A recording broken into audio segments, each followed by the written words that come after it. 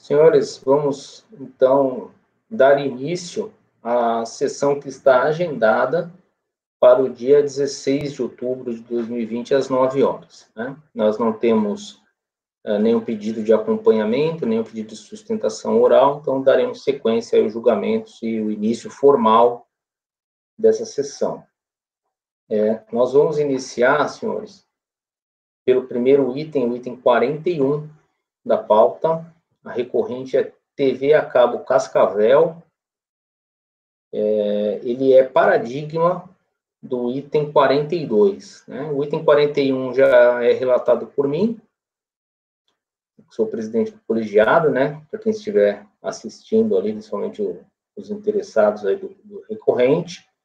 E o item 42, a gente aplica o mesmo resultado pelo rito dos repetitivos que vigora aqui no CARF, né? Então, eu deixei o voto lá na base, estava dando só uma revisadinha aqui.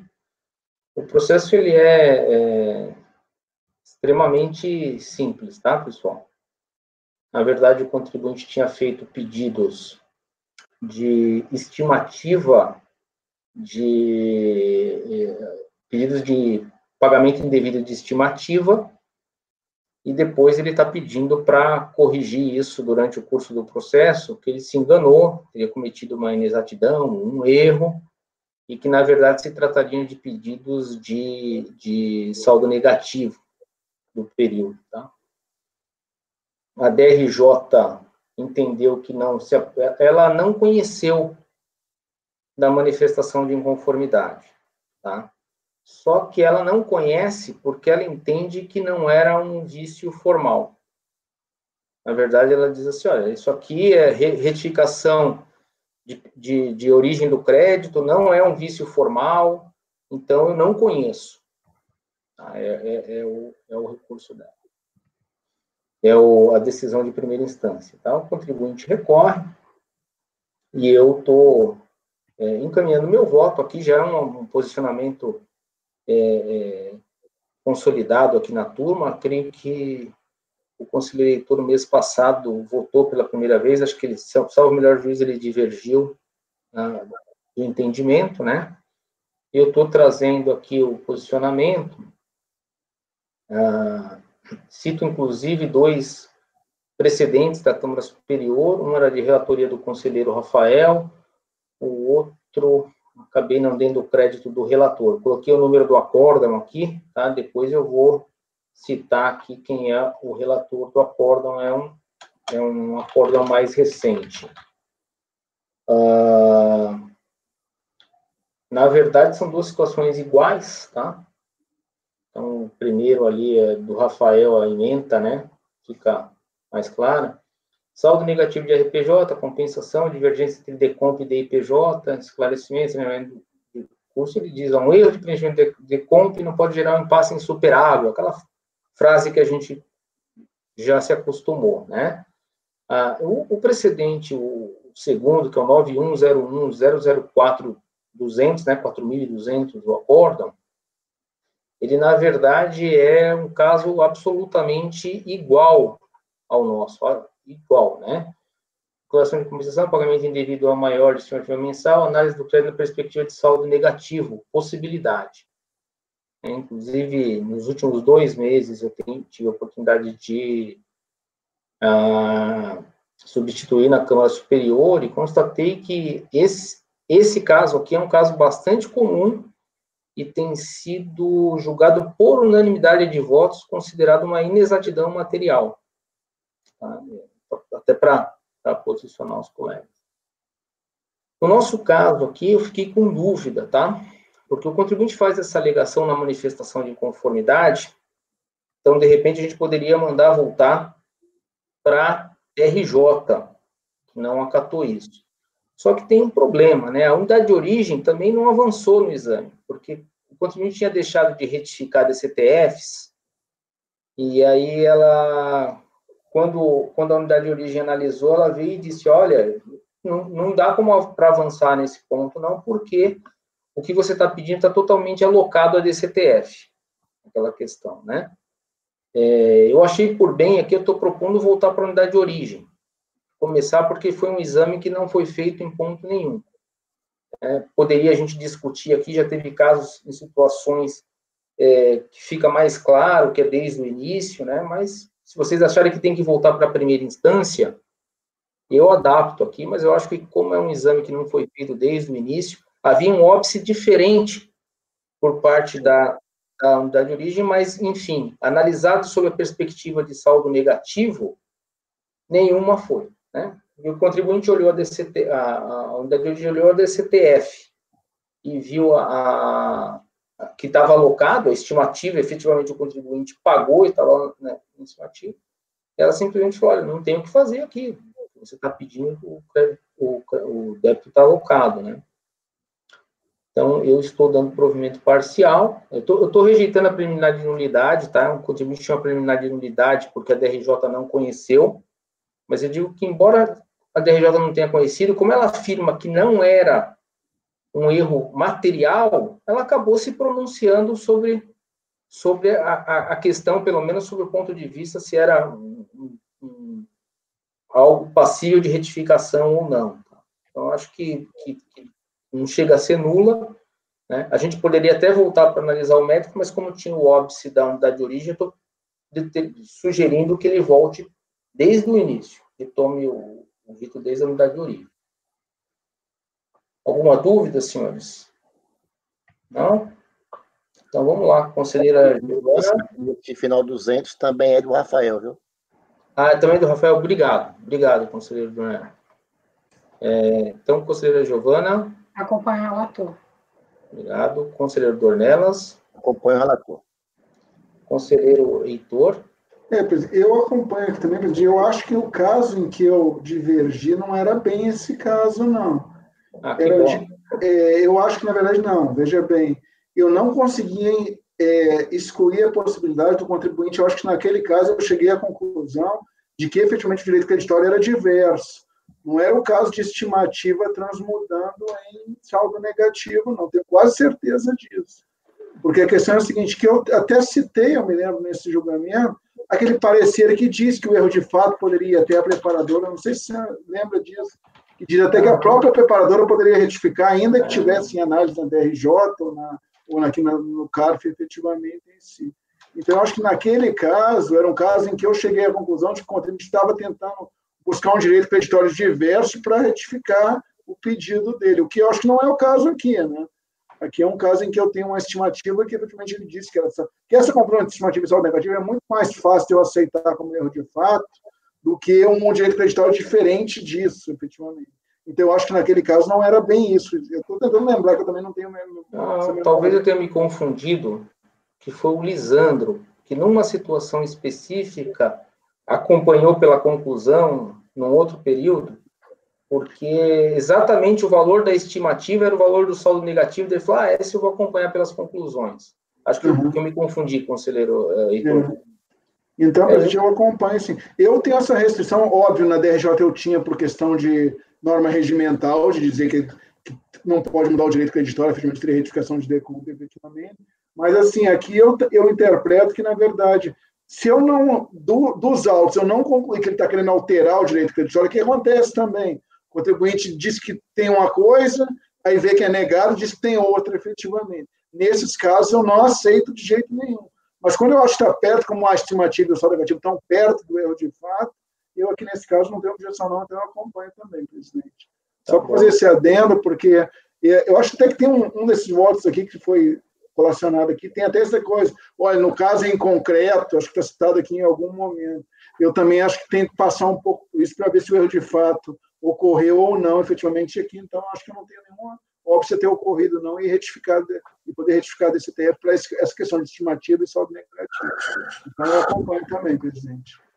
Perfeito, obrigado, conselheiro Heitor. Eu também, nos meus votos, também sempre cito aquele parecer normativo lá da Receita para ver se até a unidade de origem pode rever isso de ofício, imagina no julgamento, isso a gente não poderia fazer. Né? Obrigado. Então, conselheiro Lucas. Também acompanho, presidente. Conselheira Bianca. Acompanho o relator, presidente. Perfeito. Então, o item 41, cujo resultado também se aplica ao item 42, unanimidade de votos, a gente dá provimento parcial, né? A gente, na verdade, rejeita a preliminar de nulidade e no mérito da provimento parcial para... Oi? Retorno para a primeira instância ou da de origem? Não, para a unidade de origem. Para a unidade de origem, né? E ali vai sentir mal, vai se dar oportunidade. Eu acredito que seja um processo bem fácil de finalizar lá. Então, itens 41 e 42, senhores julgados, tá? Na sequência, então, vamos o item 43 já foi julgado, que era de relatoria da conselheira Giovana, né? Recorrente MOL Brasil Limitada, nós antecipamos, julgamos no dia 14/10, na sessão das 14 horas. E agora temos o item 44, também de relatoria da conselheira Giovana, recorrente de Gradiente Construções Civis, terraplanagens, que é. Né? Então, passo a palavra para a conselheira Giovana para que já profira relatório e voto, né? Peço para vocês acompanharem o resumo já no início do voto. O recurso é tempestivo e atende aos demais requisitos de admissibilidade, portanto, dele conheço. Trata do presente processo de auto de infração de imposto de renda retida na fonte, referente aos anos calendários 2001, 2, 3 e 4, decorrente de pagamentos sem causa ou a beneficiário não identificado. A autoridade fiscal, após intimar o contribuinte a apresentar livros contábeis, comprovantes de pagamento e prolabore de distribuição de lucros aos sócios, constatou divergência entre o fato contábil e seu respectivo registro. A divergência consistia na escrituração a débito da conta caixa e a crédito de bancos, mas os extratos bancários demonstravam pagamentos em cheque ou transferência bancária. Na verdade, quando eu olhei, só uma observação, quando eu olhei o auto de infração, essa fiscalização ela teve início em razão de contribuição previdenciária, ele não estava nem analisando fonte, assim, e depois ele foi por um outro caminho, por isso essa coisa do prolabore e tal. Mas, enfim, o contribuinte foi intimado a informar o beneficiário dos cheques e transferências e apresentar a documentação hábil e idônea objeto dos lançamentos. Após a apresentação da documentação, a autoridade fiscal entendeu que não restaram justificados os lançamentos contábeis do demonstrativo de divergências não justificadas, que está lá nessa folha, 222, e efetuou o lançamento de imposto de renda retido exclusivamente na fonte, a alíquota de 35%, com fundamento no artigo 674, parágrafo 1º do RI, conforme abaixo. Então, ele lançou aí o imposto, a multa e os juros. O contribuinte apresentou impugnação, alegando, em síntese, que as operações questionadas referiam-se a pequenas compras de materiais realizadas por funcionário da empresa, que recebia os recursos por via de transferências bancárias e relacionou os cheques que teriam sido pagos a terceiros ou sacados para suprimento de caixa. Anexou notas fiscais de serviços, carteira profissional do empregado, Raimundo Antônio, comprovantes de transferência para o Raimundo Antônio, controle interno de cheques, recibos e notas fiscais. A DRJ julgou a impugnação improcedente, tendo em vista que a documentação trazida aos autos não consubstanciavam provas suficientes a infirmar o ilícito tributário. Acerca da documentação anexada, o colegiado ACOS manifestou nos seguintes termos. Eu coloquei um resumo aqui. Como observa, os documentos acostados pela defesa foram notas fiscais emitidas pela autuada, apenas denotam a realização de serviços por ela própria, não tendo relação com os pagamentos por ela efetuados. Comprovante de transferência bancária identificam o destinatário como Raimundo Antônio de Carvalho, porém não elucidam a causa dos pagamentos. Espelhos de cheques, como se sabe, constituem instrumento útil e necessário, porém com serventia restrita ao controle interno da empresa, não encerrando para terceiros força probante dos dados dele anotados. E notas fiscais e recibos emitidos por terceiros sequer indicam qual a correspondência teriam com os cheques e transferências bancárias. Ainda resignado, o sujeito passivo interpôs recurso voluntário, no qual reafirma os argumentos da impugnação. Não apresentou novos documentos, mas faz referência aos documentos juntados àquele apelo e contrapõe as observações da turma da DRJ em relação a esses documentos. A recorrente declara que as notas fiscais de serviço por ela emitidas demonstram a realização de obras, que demandaram os materiais comprados pelo empregado da empresa, o senhor Raimundo Antônio, que era encarregado de obras. Cita como prova a carteira profissional do empregado e alguns comprovantes de transferência por amostragem. Nesse ponto, eu entendo que merece reforma a decisão de piso. Isso porque, apesar de a recorrente não trazer aos autos as notas fiscais de compras de materiais realizadas pelo senhor Raimundo, há de se levar em consideração os seguintes fatos. A recorrente é a pessoa jurídica dedicada ao ramo de construção civil. A carteira profissional apresentada demonstra que o senhor Raimundo era empregado da empresa desde 2001, exercendo a função de encarregado de obra. A empresa realizou obras no período de outubro, novembro e dezembro de 2004, que totalizam 436 mil, conforme notas fiscais de serviço, período compatível com aquele em que ocorreram as transferências bancárias para aquele senhor Raimundo Antônio, de setembro a dezembro de 2004. A recorrente demonstrou, por amostragem, que várias transferências foram para o senhor Raimundo. Foram realizadas 29 transferências de pequenos valores que variaram de 220 a 3 mil reais, sendo a maioria das transferências no valor de 1.000, totalizando 32.570 reais. Feitas as considerações acima, entendo que restou demonstrado que o beneficiário das transferências bancárias era o senhor Raimundo, mostrando-se factível a alegação da recorrente no sentido de que as transferências eram realizadas para o senhor Raimundo com o objetivo de realizar pequenas compras necessárias à realização de obras de responsabilidade da recorrente, em razão da coerência entre os valores transferidos para o encarregado de obras e o valor total dos serviços prestados. Faça a ressalva que aceitei a comprovação da transferência por amostragem, mais ou menos 20%, tendo em vista que a decisão recorrida não questionou expressamente a comprovação por amostragem, mas sim a falta de comprovação da causa dos pagamentos. Ressalvo que a ausência de notas fiscais destas pequenas compras poderia ensejar a glosa de custos, mas não a incidência do imposto de renda retido na fonte por pagamento sem causa, quando se mostra plausível o argumento de que a empresa transferia valores ao seu encarregado de obras para a realização de pequenas compras que poderiam ser realizadas com valores do caixa da empresa. Isso posto, há de se afastar a tributação do imposto de renda exclusivo na fonte referente às transferências bancárias listadas na planilha abaixo, tendo em vista que restou comprovado o beneficiário das transferências, o senhor Raimundo, e a causa dos pagamentos. Então, essa planilha aí, que são as transferências realizadas para o encarregado de obras, que totalizam 32 mil reais. A recorrente também procurou justificar a causa dos pagamentos de alguns dos cheques emitidos. Faz referência aos espelhos dos cheques e aos recibos dos beneficiários juntados com a impugnação. Apesar de o acórdão recorrido mencionar que as provas não eram suficientes e que os espelhos do cheque tinham serventia restrita ao controle interno da empresa, não encerrando para terceiros força probante dos dados nele anotados, a recorrente limitou-se a reiterar as causas dos pagamentos aventadas, sem, contudo, trazer novos documentos. No que concerne aos cheques emitidos, há de se concluir que não restou demonstrada a causa dos pagamentos, nem os beneficiários, uma vez que o espelho do cheque apresentado pelo contribuinte é um mero controle interno, com poucas informações acerca da causa do pagamento e que sequer traz a cópia do cheque para que se pudesse verificar se foi indicado o beneficiário.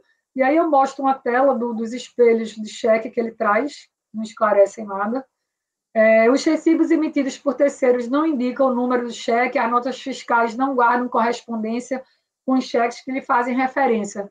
Procurei analisar a documentação.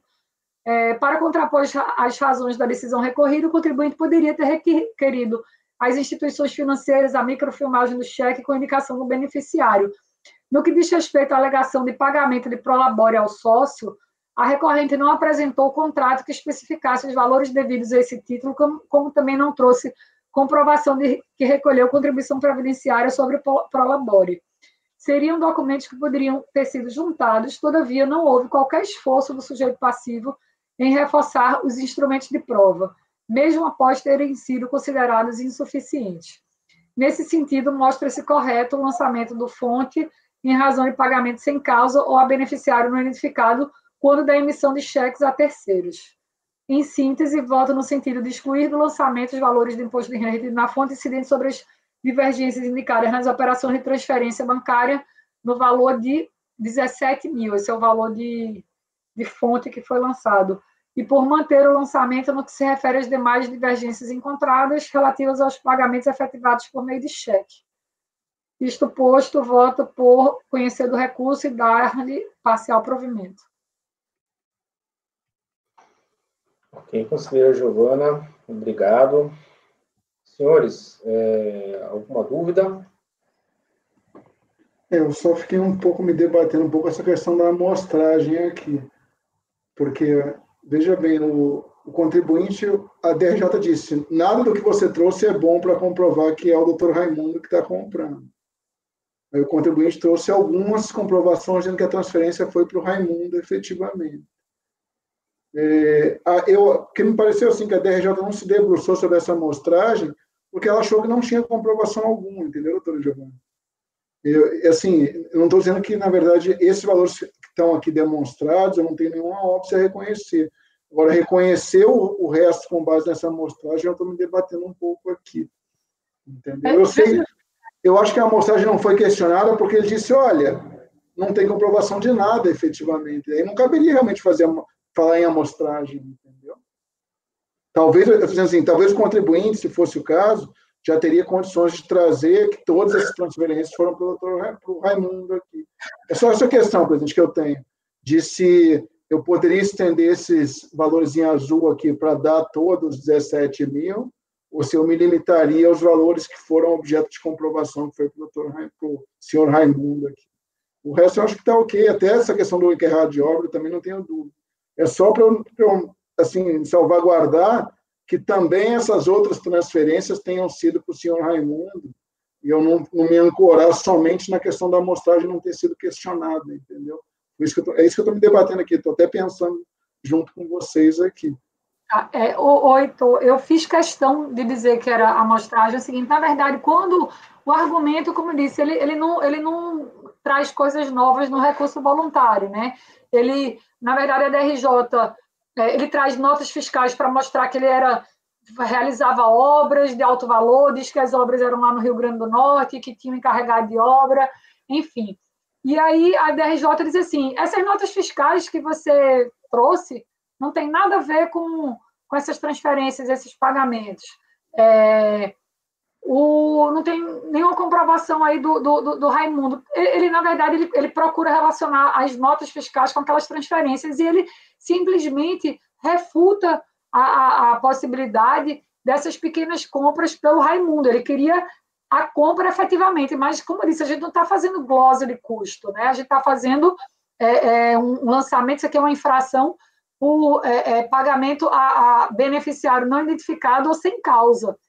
E a DRJ não procurou olhar o conjunto da obra, da lógica da argumentação do contribuinte para dizer, porque ele poderia ter dito, não, isso aqui não é plausível, ainda por cima, se fosse, isso aqui por amostragem não me serve. Mas ele disse assim, não tem nada a ver com o que você está me juntando e pronto, e não contestou. Então, para que a recorrente tivesse trazido toda a comprovação de transferência, eu entendo que, nesse caso, a gente teria que baixar em diligência, porque ninguém contestou naquele momento que foi a amostragem. Disse assim, olha, isso aqui, além do mais, não tem nenhuma lógica o que você está me dizendo, e ainda que tivesse, foi por amostragem. Se tivesse dito isso, ele não tivesse feito nada, mas, assim, ele não tinha por que ter trazido tudo, porque sequer avançou. Então, nesse sentido, o que é que eu pensei? Tem plausibilidade o argumento? Tem. Os valores são muito pequenos e repetidos. Então, assim, o contribuinte contabilizava a transferência do caixa para bancos, quando fazia a transferência bancária. Então, ele trouxe lá 6. Ele podia ter trazido tudo, mas ele só queria justificar isso aqui, essa transferência era coisa que poderia estar realmente no caixa da empresa, ele tirar e ir lá comprar. Então, assim, como eu achei o valor diminuto e que era uma verificação que, indo para a unidade de origem, a autoridade fiscal que fosse realizar uma diligência poderia verificar por amostragem, a autoridade fiscal pode dizer, eu vou pegar essas transferências aqui e não vou verificar todas, eu vou verificar por amostragem. Então, eu tomei a liberdade de aceitar a prova, porque eu me convenci por uma amostragem, e aí eu estendi para toda a amostra. Agora, se não quiserem aceitar, é por isso que eu estou dizendo assim, depois que eu achei que o argumento era plausível, eu disse, não, então vale para todos, mas se quiser, a gente baixa em diligência. Eu acho... Você sabe qual é a única óbvio que eu tenho, Giovana? Que, na verdade, é assim, se fossem 10 mil transferências, era uma situação, mas são 30, né? Eu não sei, eu fiquei assim com a impressão que não gostaria o contribuinte ter mostrado que também as outras foram para o Raimundo, efetivamente. A primeira coisa que me veio assim foi, mas por que ele só trouxe 5 de 30, entendeu? Não é o caso de eu tinha, que tem várias empresas, eu tenho 1 milhão de transferências manuais, efetivamente. Nesse caso aqui, a gente está discutindo, acho que 30, né? 30 e poucas transferências. 29. 29, pois é. Aí, por isso que eu me dei de problema. Mas por que ele 29 não é nenhum número, assim, extremamente relevante para eu só precisar trazer 5, efetivamente. Eu fiquei com essa impressão. Mas... na verdade, é o convencimento. Eu me convenci e das duas, uma. Ou eu me convenço e retiro aquela infração, ou eu vou baixar em diligência. Sim. E eu acho que esses valores, eu prefiro acatar por amostragem do que baixar em diligência para conferir o resto. Me convenci. Eu também acho que, na verdade, seria o caso, mesmo porque eu não tenho nenhuma obsessão, convencimento quanto à argumentação do contribuinte.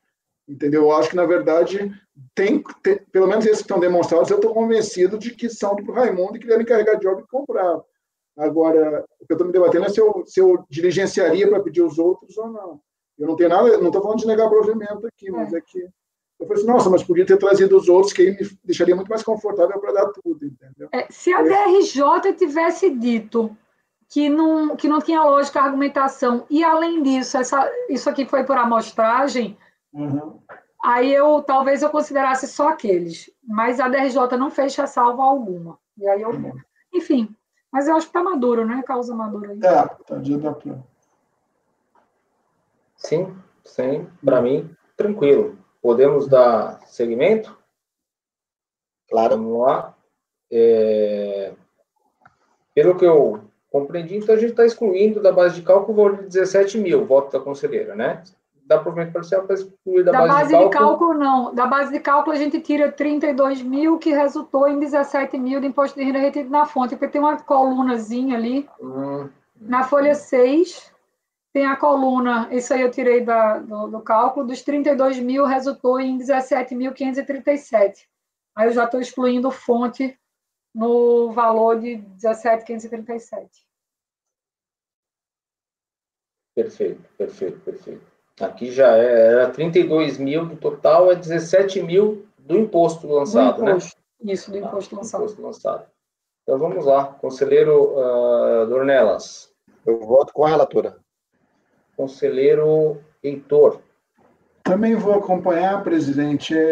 Eu vou aceitar a amostragem, mas também tem um outro elemento aqui que facilitou o meu convencimento, que é o fato dos valores estarem muito replicados. Essa coisa de ter vários e vários de R$1.000, efetivamente, e tal. Então, como ele trouxe prova de que, pelo menos aqui, acho que 4 dos 5, dos 6 que ele trouxe, eram transferências de R$1.000 para o Raimundo, então, se replicando os valores aqui, efetivamente, eu acho que é plausível que eu aceite essa moeda. Por exemplo, se eu tivesse valor de 1.000, depois um de 10 mil, um de 2 mil, um de 500 e tal, mas como tem vários de R$1.000, e várias foram demonstradas aqui pelo Raimundo, é mais um elemento que me fez me convencer. Eu achei que ele poderia ter trazido tudo, mas, efetivamente, também o valor é diminuto, então eu vou votar com a relatora, presidente. Certo, obrigado, conselheiro Heitor. Conselheiro Lucas, né? Isso, também acompanho, presidente. Obrigado. Conselheira Bianca. Acompanho a relatora, presidente. Certo, eu também acompanho a relatora. Então, por unanimidade de votos, dar provimento parcial para excluir do lançamento o valor de 17.537 do imposto lançado, né? IRF lançado, né? Aí você deixa claro ali também, está excluindo a multa de ofício, né? Proporcional a esse valor, para evitar umas discussões. Só vou deixar mais reduzido no dispositivo, mas aí você deixa claro lá, né? Para excluir o dos 17 mil e a multa de ofício correspondente, né? 75 em cima disso. Então, item 44 julgado, senhores. Agora, item 45 da pauta. Recorrente é MG de Magalhães e o relator é conselheiro Dornelas, a quem passo a palavra. Pois bem, senhores. Este processo aqui, eu estou encaminhando para a resolução, viu, gente? Antes de eu falar, só reviva aquela situação, Fernando. Se for resolução, vale a pena deixar a preliminar de nulidade que ele está alegando, eu tiro do voto, né? É isso? Isso, é só aquela questão que vem colocado que quando a gente vai para a resolução, todas as questões preliminares têm que ser julgadas no retorno. Então, eu acho que, para não ser assim, vamos supor, não quero prejudicar o contribuinte, não é esse o direito, mas eu acho que tem direito de ser julgado uma vez o tema, né? Porque senão, julgo colegiado hoje aqui, a gente negou, rejeitou a arguição. Vai para a diligência, aí volta para outro colegiado. Quer dizer, julgo uma vez só. Então, eu prefiro que a gente nem debata sobre a nulidade se tem a questão da diligência. Né? Vai para a diligência, na volta a gente olha de uma vez só e julga a questão. Tá. Esse processo aqui, obrigado, presidente. Esse processo aqui, eu me admirei porque, assim, ele tem 2 páginas, 2 laudas, o acórdão. A primeira é o resumo, né, a ementa, primeira lauda, ementa, aquela parte inicial, e relatório e voto é uma lauda só. Muito curto. E me chamou a atenção os processos aqui. E a defesa também é muito curta. Salvo engano, é uma lauda só. Mas, enfim, isso aqui é um processo que trata de exclusão do simples. Eu vou resumir, certo? De exclusão do simples. Então, relativo ao calendário 2003. Então, foi um termo de indeferimento de opção pelo simples, ano calendário 2003, lavado em virtude do contribuinte possui débitos de natureza previdenciária. Aí ele recebeu essa lista aí, que está no relatório, com alguns débitos. Você está vendo que é debicado? Então, são todos débitos de natureza previdenciária.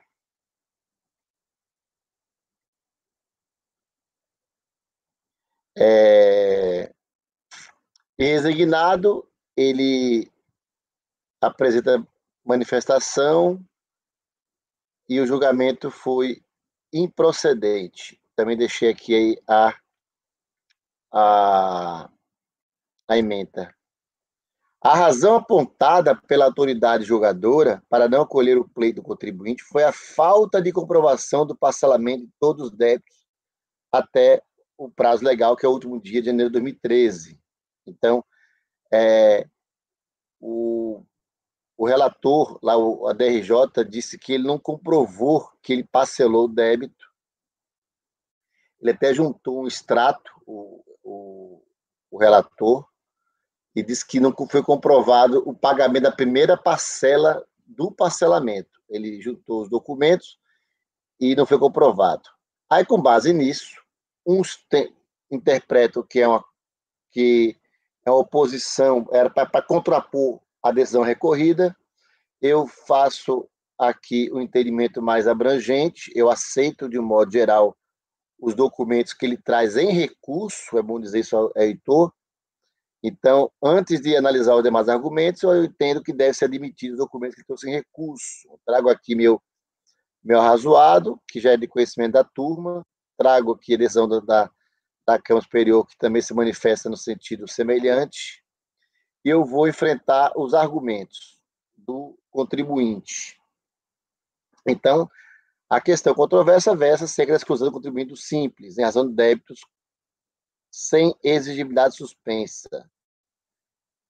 Tá, a vedação está na Lei Complementar 123, está aqui. Eu textualizo a questão. eu vou apagar, tirar do voto essa questão aqui da preliminaridade. E quanto ao mérito, são 3 parágrafos. Deve examinar se o contribuinte trouxe aos autos prova de ter efetuado o parcelamento tempestivo de todos os débitos listados no termo que recebeu, ou trouxe indícios de suas alegações aptas a converter o julgamento de diligência, ou se nada trouxe, implicando na improcedência do recurso. Compulsando os autos, verifico que os documentos de folhas 32 a 39, esses documentos, eles foram trazidos, foi anexado pela adesão recorrida. Anexados pela adesão recorrida, não informam cabalmente a inexistência e pagamento da primeira parcela do parcelamento de débito em questão. Apenas diz que alguns débitos lá discriminados encontravam-se em cobrança pela GFN, inclusive foi extraído em data posterior ao evento aqui, né? Ao período da ADE posterior. Apenas diz que alguns delas criminosos encontravam-se em cobrança pela PGFN, sendo possível, mas não recomendado, que a informação acerca do pagamento via parcelamento não tenha sido atualizada no sistema da RFB, por se tratar de débitos previdenciários. Além disso, visualizo a folha, então, isso é um item que eu queria tratar porque estava na decisão recorrida. Além disso, visualizo as folhas 90 a 91, comprovando de pagamento de débitos previdenciários, mas não consigo identificar se refere ao parcelamento da totalidade dos débitos listados no do termo, que foi recebido pelo contribuinte. Não consigo identificar. Sendo assim, proponho o julgamento em diligência para que a delegacia de origem informe se for parcelado a totalidade dos débitos e, se for, noticiar a data do pagamento da primeira parcela e parcelas subsequentes. Peçam para juntar extrato, intima o contribuinte e volta para julgar. Vocês entenderam?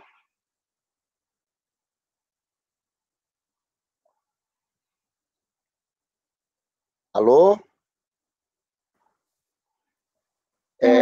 Eu até conversei, quando eu estava julgando esse processo, até conversei com Giovana, e essa informação, inclusive, da disparidade, que é da possibilidade, mas não é recomendado, de existir informações desatualizadas no sistema, isso é uma coisa que vira e mexe acontece, né, Giovana?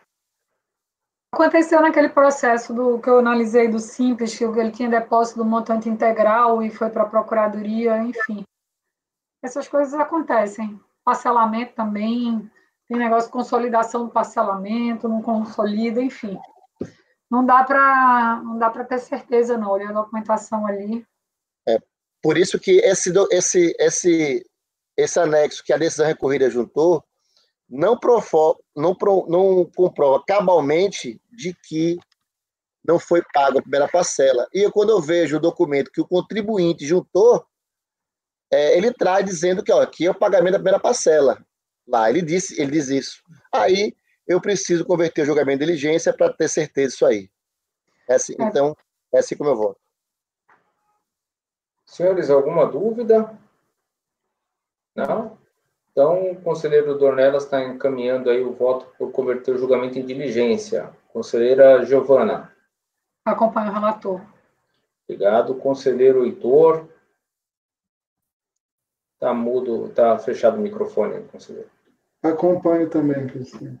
Obrigado. Aqui, na verdade, assim, eu tenho uma divergência em relação a essa parte inicial, mas não é o caso de falar em conclusões nem nada aqui, mesmo porque eu acho que mesmo nesse caso, mesmo se tivesse baseado numa prova documental, que não é, tem coisa até que foi a própria recorrida que anexou aqui, que deu origem à diligência. Mas mesmo se fosse uma diligência baseada numa prova trazida só em sede recursal, eu acho que eu optaria por diligenciar, porque eu não posso julgar o meu posicionamento, eu posso estender o colegiado. Então, tem gente que aceita os documentos. Então, é bom que eles julguem com base na totalidade dos documentos em si. Então, assim, até não teria óbice nem que ainda que tivesse baseado a diligência em documentos recursais, efetivamente, que tivesse originado a diligência. Então, na verdade, eu voto integralmente, efetivamente, apesar de essa parte inicial eu divergir, não seria suficiente para que eu votasse contrário à conversão em diligência. Isso. Então, eu acompanho, presidente. Isso aqui está muito tranquilo para você, porque aqui é, de fato, ele está se opondo à decisão recorrida. Está um dos incisos, acho que é o B ou A, do parágrafo 4º do artigo 16 da 70935. Exatamente. Então, presidente, eu acompanho integralmente. Muito obrigado, conselheiro Heitor. Conselheiro Lucas. Também acompanho, presidente.